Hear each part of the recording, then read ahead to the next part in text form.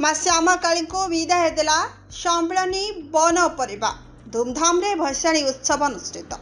घुमुसर सम्मिलित वन परिवार पक्षर भंजनगर हाटनगर ठारे गत दीपावली ठारू 4 दिन धरी माँ श्यामाकाली पूजा प्रतिवर्ष भली एथर बेस धूमधाम रे अनुष्ठित होइथिला। एथिसह गत 3 दिन धरी विभिन्न सांस्कृतिक कार्यक्रम परिवेषण करा जायथिला। एहाकु देखिबाकू बहु लोकंक भिड़ जमिथिला।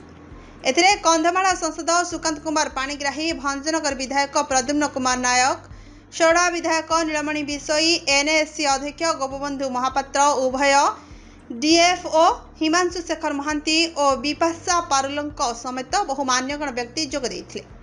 एही अवसर में विभिन्न व्यक्ति विशेष को संबोधित करा जायथिला।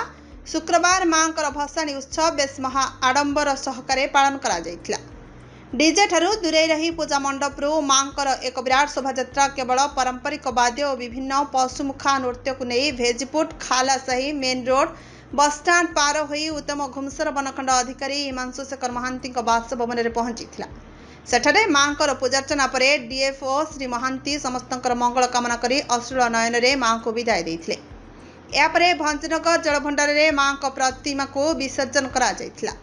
एथिरे उत्तर और दक्षिण वन विभाग समस्त अधिकारी और कर्मचारी सहयोग करथिले।